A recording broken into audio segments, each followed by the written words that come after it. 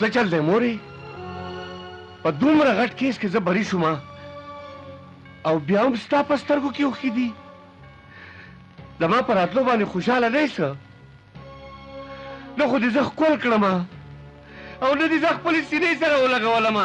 داسې نوې خبره نه ده بچي چې یو راشي نو بل لاړ شي او بیا کم بچي چې د ټوپک د شپېلې د سوري لاندې لوی شي د هغوی میندې داسې جاړي. دا څه وی مورې؟ دا څه وی؟ ما چې کله نه د دې کور په دور شل قدم ایښی دی خوشحالي مې نه ده لیدلې. خپلو اوښکو له د دروغو تسلی ورکوم او وخت تېروم. ناوې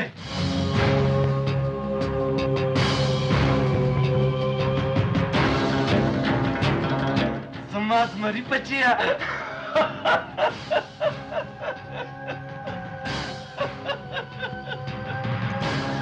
خان بابا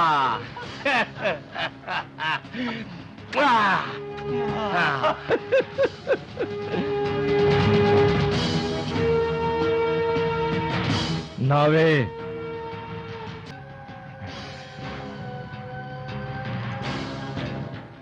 زمان وسو تبا د بزدلۍ سبق نه خای ځکه چې زمان وسی ازمري دی ازمري.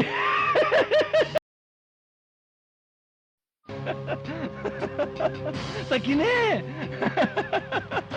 ناوې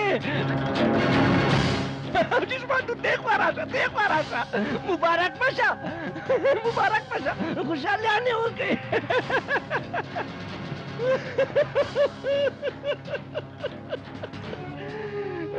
زما بچه سرباز خان د قانون په پنجره کې داسې ښایسته لګېدو لکه د زمري په شان.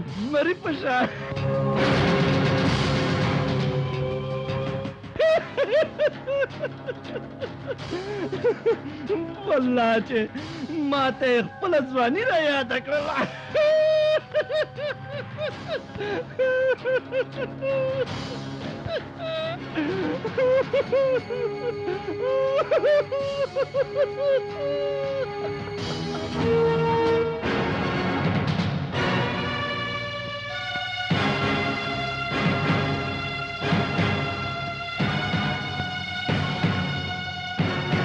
مورې تر کومه پورې به په دې کور کې دا جهالت وي؟ تر کومه پورې به خپلو اوښکو ته د خپل صبر بندونه اچوئ؟ تر کومه پورې به په خپلو پرهرونو د خپلې بدنصیبۍ پټی تړئ؟ هغې پورې تر څو پورې چې مرګ نه یې راغلی. نه تر کومه پورې چې دا بوډا ژوندی وي که نه نو ښه د ورځ مرانه په سترګو نه لیده. چپ شه مراده بچی چپ شه. ما ته خور سړی بد دی. چپ شه مراده چپ شه هغه ته مخې ته ونه درېږئ. او ترورې ته به هم څه وویل؟